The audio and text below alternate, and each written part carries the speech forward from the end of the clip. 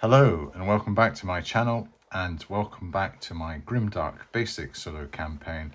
We are now up to episode 3 and I've entitled this The Land Speaks. And I have a quick agenda of what we're going to go through today. I've decided to give you a resume of the characters. I've got their character sheets. They are mostly completed, not completely, but I can at least show you a few of them that are fully completed to give you an idea what the character sheets are going to look like. I'm just going to have a short talk about world building in general and just how I'm going to be doing that in this campaign. A bit of a discussion about my playstyle and the experience system that I'll be introducing. So as I've already said, I'll be basing everything on this set of rules, the Dungeons and Dragons Homes Basic, and I'm modifying everything in here to a post-apocalyptic context. Not not as straightforward as I thought it would be, but it is a bit of a learning curve, and I am not going to have a fully designed product right off the bat. That was not the point of this campaign. It will evolve, but I have most of the ideas fleshed out in my head.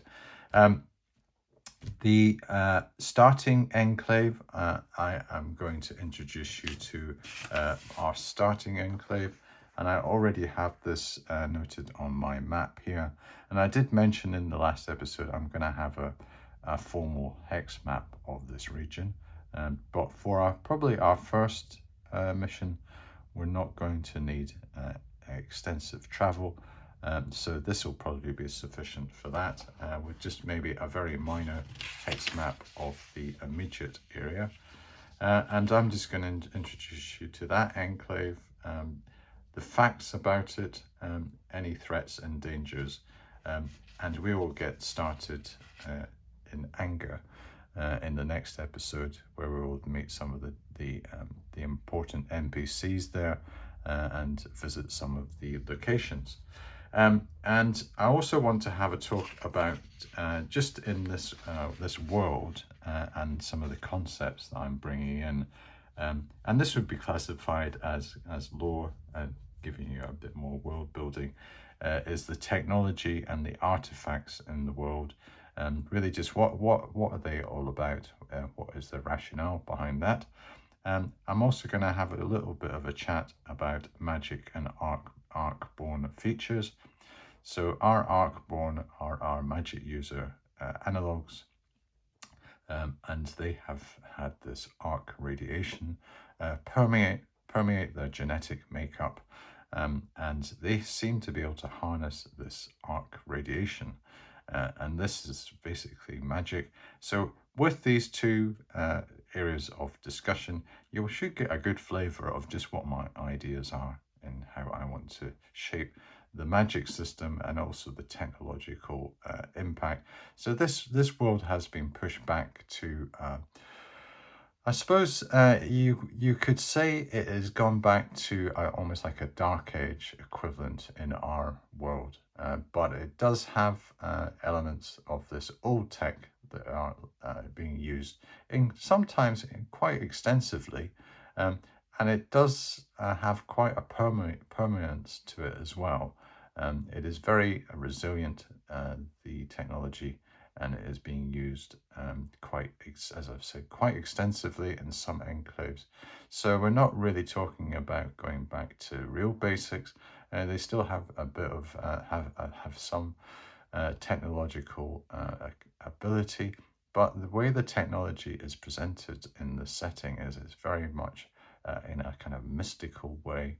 It's quite magical the way it operates, and no one really fully understands how, what makes it tick in the first place. So I've probably already discussed a bit too much of that already, but I will give that a bit more detail when I come to that.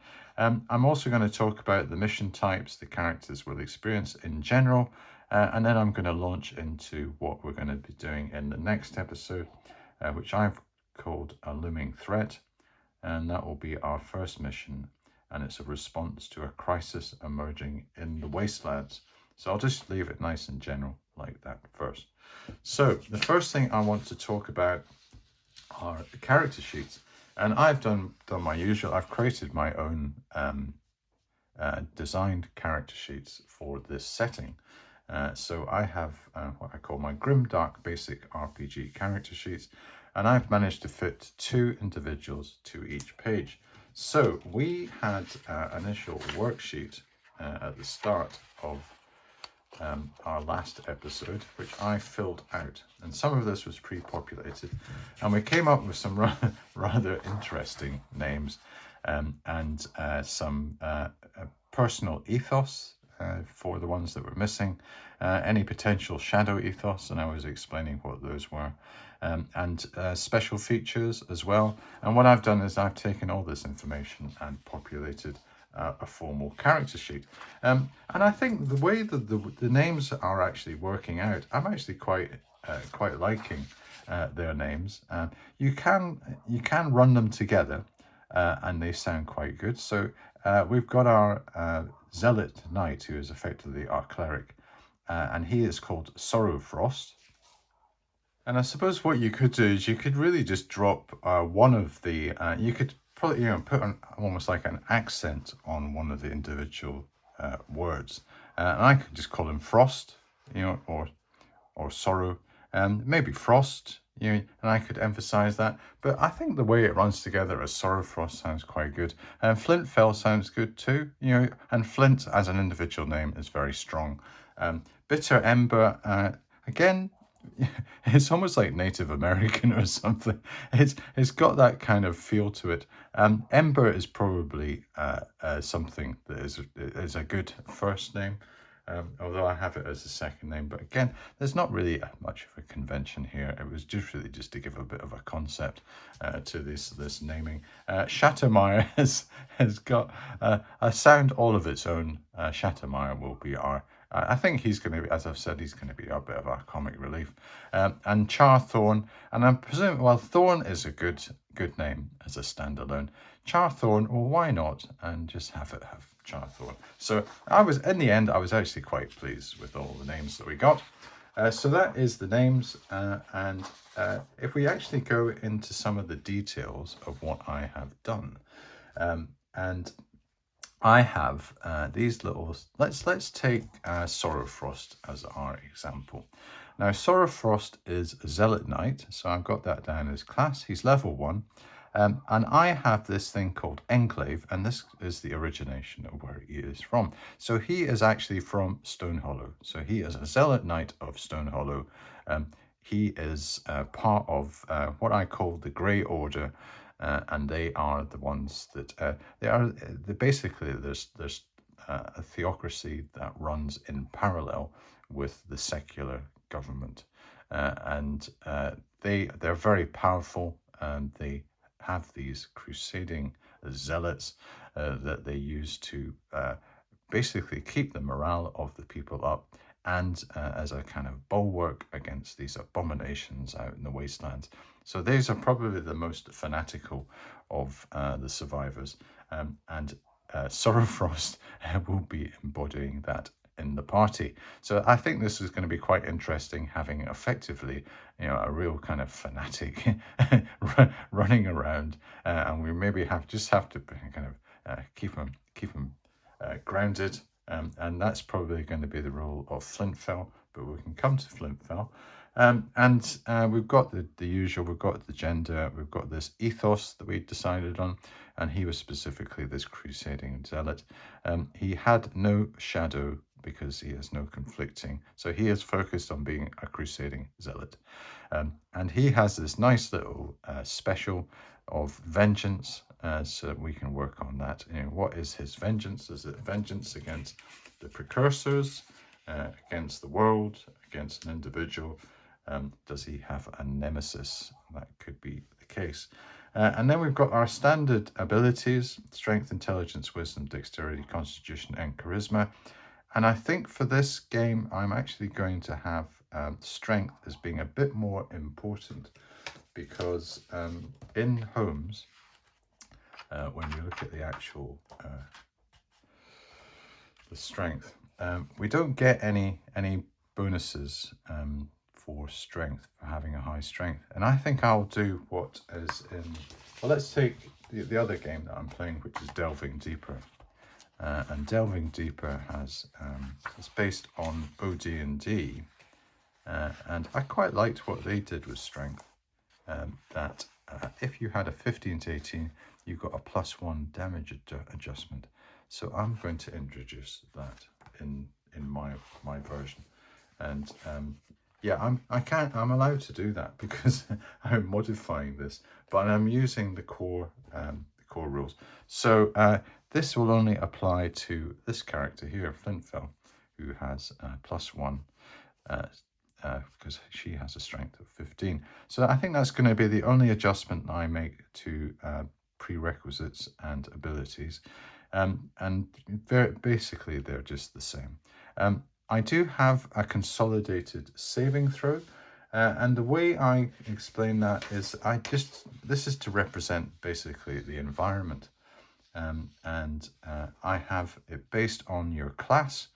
And I'm going to say that probably the Zealot Knights are the most the strongest, with the Nomad Wanderer, the Nomad Warden. They're going to be the ones that have the highest resilience to this environment, and I'm just going to crunch all the 5 other ones that are in Home's Basic into one, and I thought that would probably be easier to play with. So that represents our saving throws whenever we are called into questions to do with, say, radiation or some environmental impact, or say a poisonous plant, that type of thing. We can just use this universal saving throw on that. And the other thing was the explanation of the statistics. I've got this thing called resilience, and what resilience does is, and this is really an idea that I came up with my I suppose what I would classify as a parallel campaign, my Swords and Sorcery Delving Deeper campaign, in the world of Valkara, and I introduced what was called a fate token. And you got a fate token. You got 1 fate token at the start of your adventuring career, and you could use that to basically get out of jail free. And I have used 2 fate tokens already in my adventures, so that shows you the lethality of these first generation role playing games. I thought I would take this concept a little bit further and make it a bit more formalized, and also part of the actual setting. So this resilience represents the ability of our character to survive in a very hostile situation, in a very hostile environment. They have been, since they were born, they have been brought up in this environment, and they have a kind of survival mentality. And they can use this resource of resilience to almost like overcome adversity and say, no, I will not be destroyed. I will not be eliminated. I will survive. And that's really what this is designed to represent. And the way the mechanic is calculated is that I get 1 point of resilience for every level. So at level 1, you get 1. If you have a constitution of 13 plus, you get another point of resilience. And if your accumulated, the rest of the characteristics, the other 5 characteristics, add up in total to 60 plus, you will get another point of resilience. So in this instance, I think, yes, Sorrowfrost didn't have enough constitution. He did have, this all came over to 60, and he was level 1, so he gets a resilience of 2. And Flintfell, she's got a resilience of 3 because she's got a constitution of 13, so that gives her 1, the level of 1, and this total, excluding constitution, was well over 60, so she got 3. And once these resilient points are used, that's them lost. You'll never get them back again. that's your chance. It's almost like you're using up your lives, your cat's lives. That is it's your ability to resist and embrace the fact that you are a survivalist, and resist this crushing shadow world, this oppressive nature of it, the fact that it is so lethal and it wants to destroy you. It's almost like these human beings have developed a defense mechanism, and this is what this resilience mechanic represents. And then I explained despair threshold in the last episode, or was it the one before, where we can measure the despair of the character, and if they go up to, say, this one is 10, if we're in the region of, say, 8 plus, if we've got a despair threshold of 10, we are starting to feel very despondent, really quite depressed, and it will have an impact on our performance and our abilities. So we don't really want to do that. We can take countermeasures, and in the forthcoming episodes, I will explain how that works. Okay, so that really is everything I wanted to talk about on the actual statistics themselves. You'll notice things like hit points, armor class. Now, I do have my own armor class system, and again, I will show you that. But in general, armor isn't going to be a major feature of this campaign, because we don't really have things like plate and whatever. We do have something I call mesh, which is deemed as armor class 6, and that's fabric with woven metallic mesh, and that's from the old days, the pre-fall days, and there's still relatively abundant supplies of that in some of the enclaves. So that is used as an armor type. Leather is the standard, and also I have one called, which is effectively plate, which is almost like metallic plate sewn into fabric in a kind of patchwork effect, and it really is quite effective in stopping the type of weapons that we're talking about. Also, I'm not going to have shields as part of the weapon system. I'm going to say that shields are. It's more about using two-handed weapons, and maybe two. We've got this two weapon use is also a concept that I'm going to bring in, and I want to try to make the combat system quite unique in this world too, so that we'll have things like critical hits. We'll have limited variable weapon damage, but as I've said, shields aren't a factor. Two-handed weapons are quite a big thing, and also two weapon use is also going to be emphasized.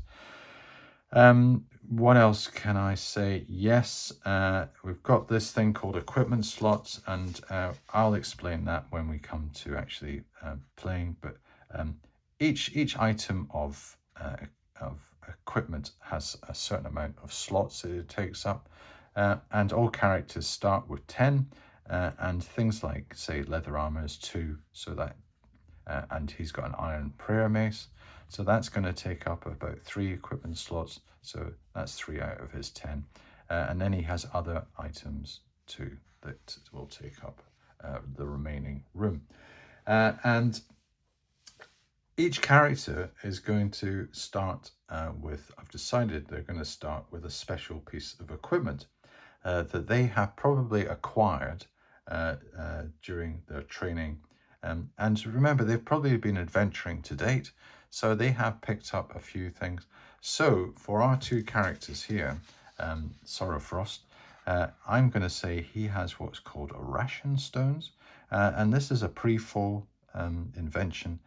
These stones can be used to create rations, and they usually you dissolve them into water, and it produces a very rich protein type energy drink. It's almost like a kind of Red Bull type thing, but it has a much more versatile use. It can actually be used as a substitute for food. So he's got these ration stones, and Flintfell, she's probably got the best one out of the characters, I've decided to give her actually an energy blade. And this will be like a sword that is from the old days. Because her character class is it's got this thing called Scavenged Arsenal. They are very good at salvaging weapons tech and making it, and that's part of one of their raison d'etres for existing, is to do that. So she has picked up this energy blade in her travels, and that's going to be +1 to hit and +1 damage. So that's quite a nice little thing to get at the start. But I thought, well, it's such a tough environment, I should really give our characters just a little bit of help, maybe at the start. And then I've got these other two. I've got Bitter Ember and Shattermire, and I haven't, as you see, I haven't fully completed them. And the one that's probably I've not done anything really on is Charthorn, but I will get that done. So that is the characters. I will complete all them for the next adventure, because we're going to have to use those character sheets in anger. Okay, so what are we on to next? Right, I was going to talk about world building, and I was, this is really almost just to kind of pull ourselves out of the shadow world for just 1 second. I was looking over my AD&D solo campaign, some of the all the episodes I had done, and I've done about, would you believe it, 101 episodes. And I did see that a lot of the episodes that I did were actually taken up with developing the setting and aspects not focused on adventuring. And I thought, right, okay, yeah, I've kind of forgotten that, because I do kind of try to focus on adventuring, and that is a big thing now with a lot of my campaigns, because they are up and running. And I thought, well, this is still an important dimension, and I'm going to say that there's going to be an important dimension of this campaign. And in tandem, and I also want to do this for my Swords and Sorcery, this Delving Deeper campaign set in my world of Valkyra, which I am having a lot of fun playing. And the way I see these two operating, Valkyra and the Shadow World, I see them operating in parallel, because I'm going to have them in quite similar play styles. And I think almost I will set them in a kind of friendly way, like a friendly arms race, against each other, in a race to develop their respective settings. So I have to do quite a bit more world building for my Valkyra setting. A nice map would be a good start. I've made that already. We're a wee bit ahead. This is quite small. Slightly ahead on the Shadow World, but Valkyra will be catching up. So again, I've got a bit of an arms race going on, and also just in general, this is going to probably be a major theme of 2026, because I'm going to do, before I finish up for our Christmas break, I'm going to do a pre-break update, and I will go through my plans and ideas for the channel next year, and how I want to focus on expanding and detailing all the campaign game worlds that I have.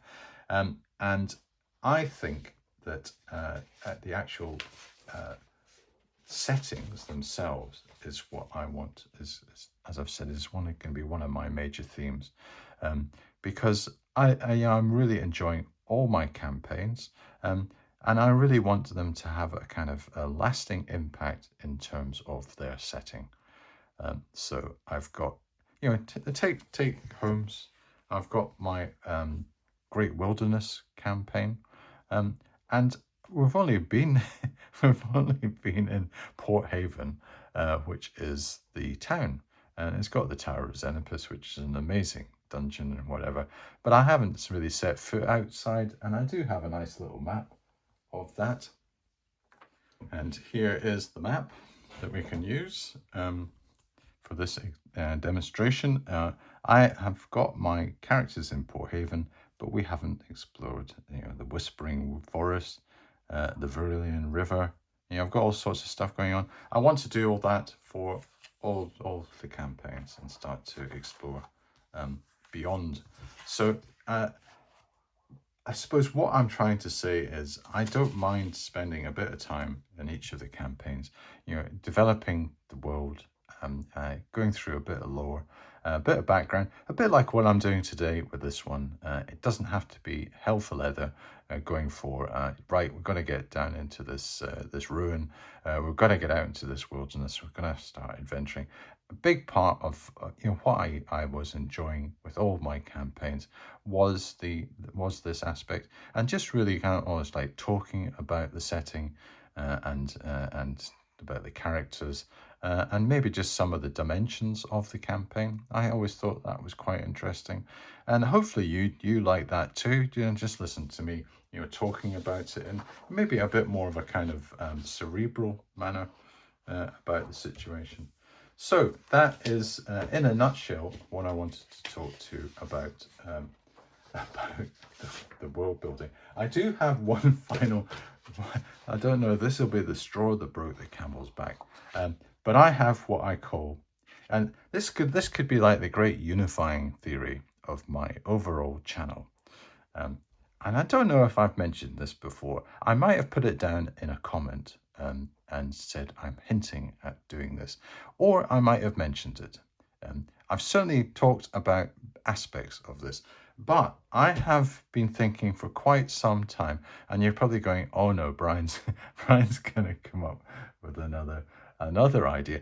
It is a latent idea, and this is what I would call the multiverse concept of having an interplanar traveler protagonist, involving all my campaign settings. So I have I have this multiverse, which includes all my campaign settings, all of them. It's got the RuneQuest one, it's got the BX one, it's got Homes, it's got HeroQuest, it's got the Shattered Isle. They're all there in this multiverse, and I have this interplanar traveler. He's a cross between like Doctor Who, and maybe the Eternal Champion from the Moorcock novels. Um, he's on a mission. What is his mission? And the benefit is he gets to visit all these worlds, and might even, this would be something, come across some of the characters in each of those. Well, wouldn't that be quite? I always thought that would be quite a nice little way to just get everything together in one sort of multiverse whole. But I'm definitely going a bit off tangent. I did warn, I had a bit of a smile when I came to that section. I thought, yes, I'm probably going to deviate, but back on course again. What about the approach to this campaign, the Shadow World campaign, and my playstyle for it? Well, let me explain how I want to do this. I'm going to have these scenarios that I'm going to do. They're going to be pre-designed, and I'm going to play them through in a style where I really, for this one, I want to maximize the enjoyment level, and get a full-blown experience of a completely alien world. So I really want to try to ratchet up the fact that this world here is absolutely alien. Everything in it is going to be strange, and maybe things will not be obvious. That is the idea. Not to the point where it really becomes utterly confusing and illogical. And I want to have internal consistency in the world, but I want this kind of almost feeling of wonder, and a very creative experience. So that is probably the major play style that I want to try to go after. And I will be pursuing avenues that I find interesting, and I will be guided by the dice for direction. So it's not going to be a completely random one, although I will have some random events and random procedures, say when we go hex crawling as one of the missions. But probably the majority of missions will be pre-designed, or I will have mechanisms in it which will give me quite a bit of direction the way it's going, and I can use the dice to modify and basically play through each of those. And my dynamic characters, they'll be a big part of it, because my development of my characters will be core, and I'll also the development of this living world setting, and that is going to be paramount. So that is really my approach to the campaign for my playstyle. Now, what about the actual experience system itself? And I think the experience system, we do have an experience system in Homes, which is based on treasure and based on slaying monsters. Well, in this game, I'm going to have the experience system will shape how I solo the game and the characters, because points are going to be awarded for survival. So we're going to have survival, discovery of hidden knowledge, discovery of forbidden knowledge as well, and hidden knowledge, and they are going to be focused on specific class traits defined by the personal ethos of the character. So each of the characters are going to have they're going to be rewarded based on their personal ethos. And the Zealot Knight is going to be awarded specifically for purging abominations, upholding doctrine in the face of fear, protecting enclave morale. Our Scavenger class, which is effectively our Thief class, will be rewarded for risking danger for scrap, turning junk into advantage, outwitting stronger foes, and using cunning. Our Arc-born magic users, using magic despite mutation risk, seeking ancient lore, enduring backlash or mutation. Our Nomad Rangers for guiding through peril, honouring spirits or wasteland traditions, and surviving where others would not, which is probably the most vague out of the character classes.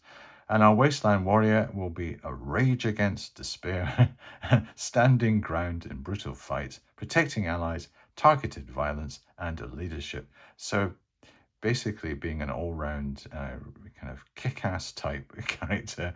As I said, I do have quite a tiered system of rewarding experience, and they will be given points just like with levels that they have to get up, which are going to be very close to what is in here for each class. Like we have to get to 2,000 for a Zealot Knight, or 2,500 for, say, the Arc-born, that type of thing. And I will try to use these guidelines to shape what my reward of experience are. Also, displays of moral courage and dealing with despair are going to be rewarded too. So I will be able to give points for that. And all of these are going to be within, so we're going to have, we'll turn that upside down. It should have been this way. That's the title of my where is my, what have I done? Yes, it's here, sorry. I've got discovery, I've got personal ethos. I've got too many white post-it notes kicking around. So I had this because I keep forgetting what this is called when I'm introducing the, in the intro. So the Grimdark Basic Solo Company, because I keep on saying the Shadow World, and it's not. This is a Grimdark Basic Solo campaign. Personal ethos, displays of moral courage, and I'll have a test for that we can have, and hopefully by having these mechanics in, it's going to make it quite interesting just seeing how this actually plays out. This despair mechanic, this might be quite entertaining too. Obviously not entertaining for the individual involved, but we aren't we're using these as avatars. Who would want to be in this environment? My goodness. We're using these little pawns to do our heavy lifting for our, we're not going to suffer all these horrible effects. We're going to be using the pawns to do that. The despair, and they're all going to be within the overall objectives of enclave contribution. So enclave contribution, because we'll be doing missions for the enclave and fulfilling missions. Because remember, I was talking about domain play and the fact that we were trying to expand our enclaves. That's going to be it, and it'll be rewarded with experience. So these points, having survival, having discovery, having the personal ethos, the moral courage, despair, enclave contribution, and fulfilling missions, they're all going to be rewarded with experience. So we're not going to, hopefully not going to be, it's not going to be too over the top, because this will be divided between our characters, and I will be eking, just like the scarce resources in this setting. You will have to eke these points out. They're going to be hard won, but it's going to come from a variety of sources, and not just slaying abominations and what we would classify as monsters in this setting, and also the actual extraction of artifacts. So you'll get treasure, you'll get instead of treasure XP, you will get XP for artifacts. In the more the traditional sense, these will layer on top and give us an overall experience system. So okay, so we've done just about the majority of the items that I wanted to do at the start. Yeah. We can now kick on to the actual Stone Hollow Enclave itself. And I've got the Stone Hollow Enclave identified in this range of mountains, which we call the Riven Mountains. And it's nestled in there. And I'm saying, and again, what I'll do is I'll just give a bit of a little bit of a summary on a sheet of paper. This Stone Hollow Enclave is a large curved tower that melds into the mountain valley with impregnable 20-meter walls. It was once a citadel of the arcane and became an intact hiding place for survivors. So the way I envision it is that it's almost like a circular, massive wall, and in the center there is this tall circular tower, and it's all merging into like a valley. This is part of the mountainside. So we have these giant walls, 20-meter. And we don't even have effectively a gate. There's probably going to be a few entrance doors that we can place, and they'll be heavily guarded. And then we've got the central tower, and then people will be living in the side of the cliffs on either side, and also we will have buildings in this zone here, stone buildings. So everything will probably be because things like wood and some of the other resources that we would use for building are quite rare in this region. We would have to go to this cursed forest, and even some of the trees there, they're not really probably suitable for building. We have these stonemasons, which we're kind of noted for in this settlement. They will be doing all our building for us, and they'll be building in stone. So this was, it was previously a place of the arcane, a citadel, and it became vacant in the fall. And the population probably hovers around the 1,000 mark. So we've got about 1,000 people here. And most are deployed in roles, and even the children are trained early in self-sufficiency and enclave tasks. So basically everybody is mobilized for survival. Everyone is mobilized to maintain this this stone stone hollow enclave for the survivors, and make sure that they are well protected. They do seem to have these combination of natural defenses, and they've inherited these amazing, very strong walls.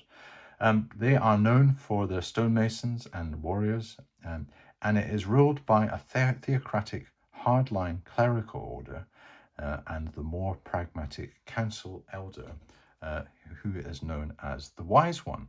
And the local leader of this grey order, and that will be the one that Sorrow Frost will be reporting into, is called the Prior of Dust. And he is a grim zealot whose sermons keep morale firm, and he contains any despair. Well, that is the idea. Maybe after listening to one of his sermons, you might despair. But these people are motivated to be quite receptive to this type of thing, and what is viewed as maybe a rather explicit form of almost like indoctrination is actually viewed to be in quite a receptive way in this world, as being a necessary evil to build fortitude against the horrors of the outside. And this Wise One, so we've got this grey order, the Prior of Dust, and then we have this another individual called the Wise One, and his actual name is Shadow Reaver, and he is an ex-warrior.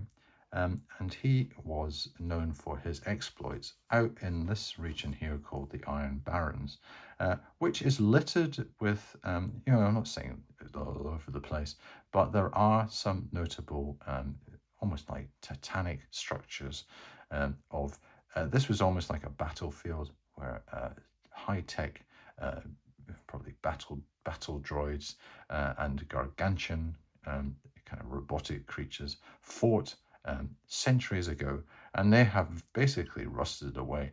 But there are still some that can be accessed, and he was notable for some of his missions into the Iron Barrens to defeat some of the denizens and bring back that tech to the enclave. And he now is being given, because he is wise and he is experienced, the role of the secular leadership, and they rule as two, as basically a double act, the secular and the religious. The mountains around these mountains here, they are dangerous, but the enclave manages to use the old tech to support itself with. They are self-sufficient because they have this ration technology, so they have some old tech that can actually produce some basic foodstuffs, and they also have an organized defense force trained in hunting the wasteland hostiles. So they are good at patrolling these areas. They have quite an efficient, I suppose you would classify as a militia, a regular standing army. This chap here, Shadow Reaver, is very on point to direct the enclave in those matters.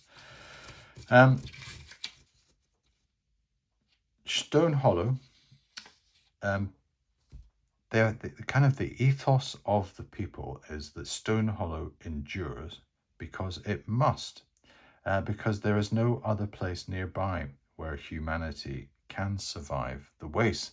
So if this bastion of humanity falls, there is nowhere else, basically nowhere else to go for the humans in this region. So it is vital. The nearest enclave is maybe 50, 60 miles away.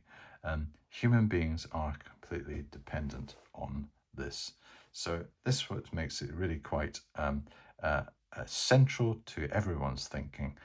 They must maintain the defenses of this place. And this is going to be the home base for the campaign. And we will start the characters here in the next episode. And I will give a bit of detail about, I'll expand on this map show you some of the locations, introduce you to some of these people in more detail. And there are other NPCs of interest in this place that have different functions to perform. And it might be quite interesting just to play about with the sociology, the anthropology of this, and almost like consider what would a society be like. Um, you know, we've got this. Say that we go back to the Mad Max film.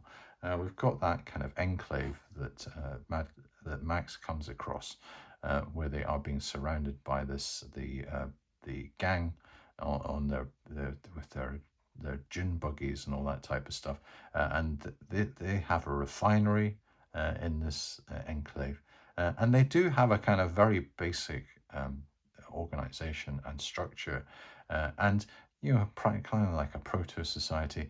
Well, this Stone Hollow is probably it's a much larger community. It's got far more history and tradition. It's been here for a long time.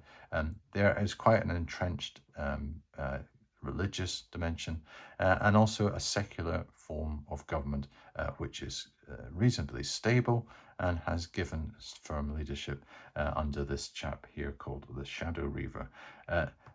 I think it'd be quite interesting to find out what the dynamics are of that, and just how that really we can examine it and play with it and explore it with our characters.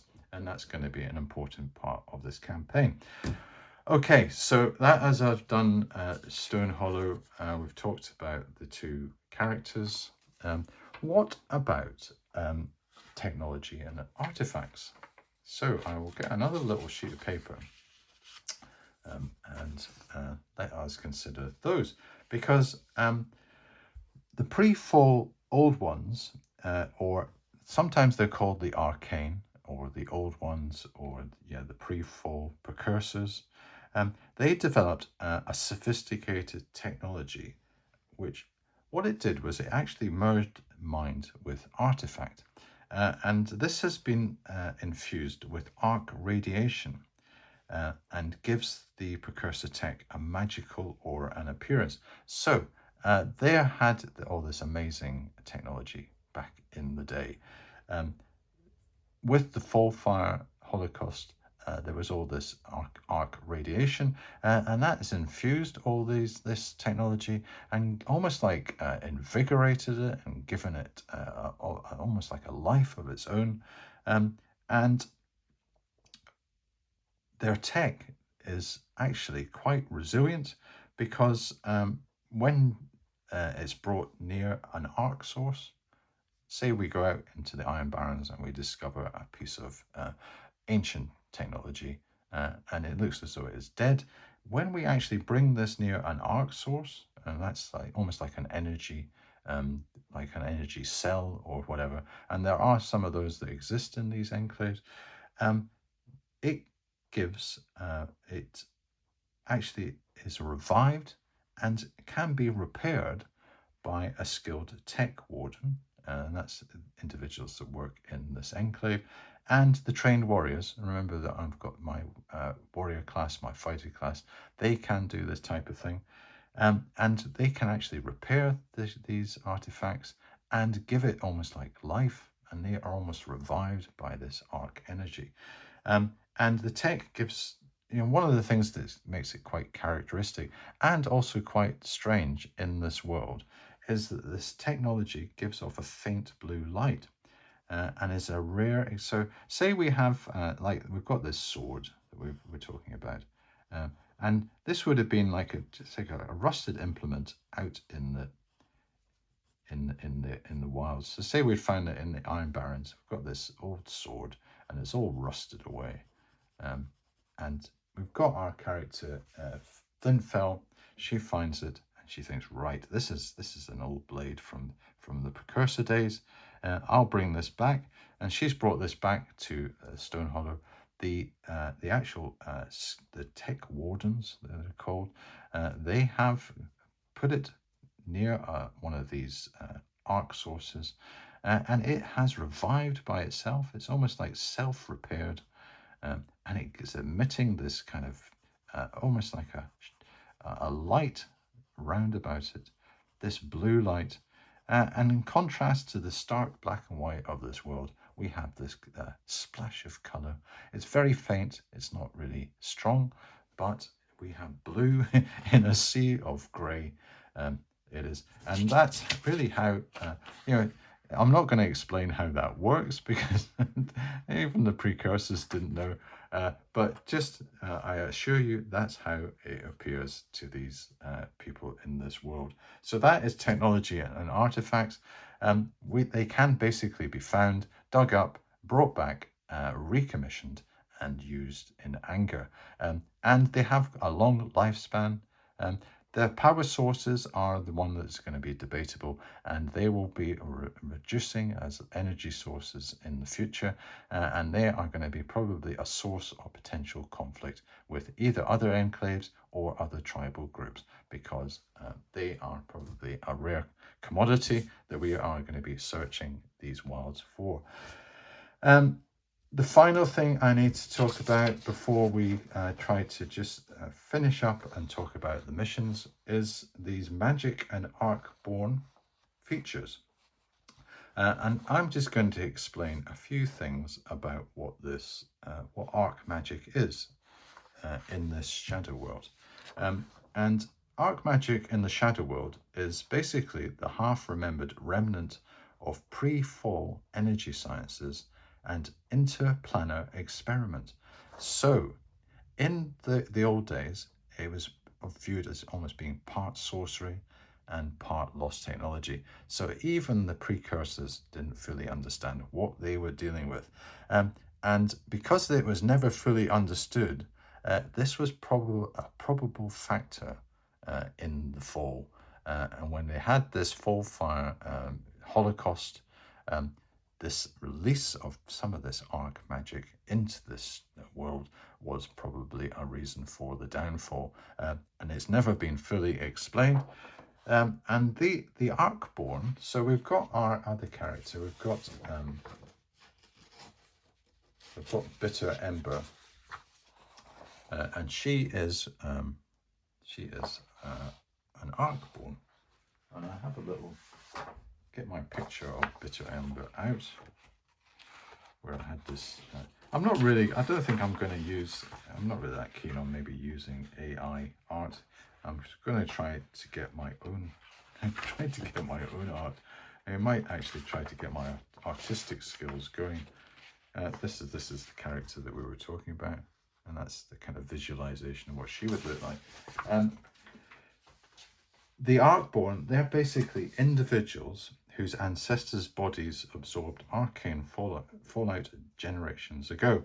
And the practitioners of this arc magic are able to tap into what I classify as ambient arc radiation that actually lingers in, if you could imagine ruins in this region here and across the Iron Barrens, wherever there are ruins or emissions from ancient machinery. And they can shape this raw power through the mutations that they have inherited. And as a focus, they actually carry a staff which contains a portable energy core given at first level. So they will have this like a long staff, and basically a simple orb at the end, and this will give out this blue light. And they could probably modulate it so it kind of disappears as and when. But if they need, say, light, or they need to focus some of their magical abilities, they have this arcane staff with this orb, powered by, somewhere within the mechanism, this almost like a battery, and I call it an energy core. And they are given this at first level. So that will be the little treat that Bitter Ember will get. Their primary focus in this campaign is the tech shrines of Black Light Reach, and I'm going to say the Black black light reach, which is quite difficult to say, is probably near this Health Scar Peak, towards this region here. And that's where they are congregated. And this is, I suppose, equivalent to if you had a school of wizardry in a kind of like a standard fantasy setting. This is like a school of wizardry, and it operates as basically an arc-born collective in the shadow world. So they operate as they've kind of clustered together because they see themselves as being, there's quite a lot of prejudice against this group in this world because people don't understand, and some people blame this arc energy, this arc magic for the downfall. They could well be right. So there's going to be always going to be a bit of conflict, and particularly with our Zealot Knight, who is really going to have to curb his enthusiasm and try to deal with Bitter Ember. He has been instructed by the prior that they have to have a working relationship. So all these classes have been told to work together for the enclave, but still might, because he has this latent prejudice, this latent zealotry, it is difficult for him to control. Okay, final thing I want to say about arc magic: it is potent but volatile. It's capable of reality warping feats, psychic effects, and destructive bursts, always carrying the risk of backlash, corruption, or drawing the attention of entities that still drift within the arc storms. So I did say it was interplanar, the meddlings of these precursors. What did they release into these, what are called arc storms? Are there entities from other dimensions? Yes. So there is quite a bit of danger with this. I have not fully developed this magic system. I have got the outlines of it, which I am working on. I do not need that at this stage because I can just give our character a few spells to work with. And in a traditional sense, they will be like spells, but I will coach them and describe them in this, using this context of the Shadow World. Okay, well, so we've got our mission types and the adventure types that we will be experiencing in this first phase of this campaign. I've decided that I'm going to have 5 major mission types that we're going to look at. First one is going to be Ruin Exploration and Expeditions, and that will be Arcane and Artifact Discoveries. And that will be as close as you're going to get to a traditional dungeon delve. But these will not be classic dungeons. These will be places that are, say, precursors, vaults, or complexes that they have, where they maybe have secret laboratories or that type of things. Places that have been hidden away for centuries, in ruined, probably ruined exterior exoskeletons of complexes, and then getting within the bowels of these dangerous places, we discover potentially it could be almost like undisturbed vaults that have not been looked or disturbed in centuries, and that will be the Ruin Exploration and Expedition component. Standard hex exploration and scouting of new territories, and I will have survival and resource search as being important features of that. So that could be quite good fun, doing a kind of hex crawl and exploring and discovering things. So that is one of the mission types that we want to cover. Wasteland Hostiles Containment, the good old traditional monster hunts. So we could go out and have to take on some of the hostiles in this setting. So in some of these areas here, and this will give us a good chance to discover what actually lives in all these different locations. Enclave Diplomacy and Intrigue, that should be quite fascinating, how these once we get introduced to some other enclaves, how they interact and what are their different priorities. Do they have anything in common, or do they have conflicts? And I did mention the fact that some of this arc technology is starting to, some of the energy sources are actually starting to wind down. So there's going to be a limiting resources factor playing in this context of diplomacy. And finally, territorial expansion and hex clearing, and that's probably the stage we'll be getting to when we have more mature characters and they are looking for this domain play aspect of this campaign. So the next episode is going to be entitled what I call a looming threat. And the first mission is going to be a response to a crisis emerging in the wastelands. So I'm going to introduce all that in the next episode. And we're really going to start adventuring proper when that happens.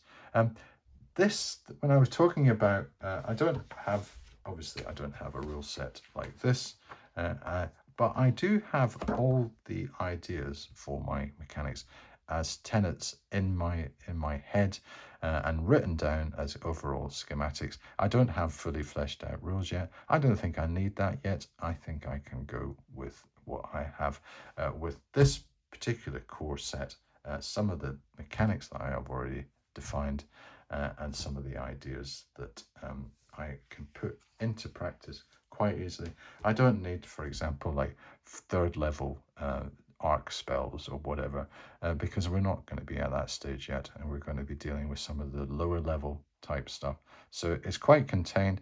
I see the majority of our adventures are going to be to do with this type of thing, ruin exploration and expeditions, and later on we're going to bring in some of these other aspects. But by that stage, I should have quite a well-developed set of rules, quite robust, and you can really cut our teeth in those ones at the start.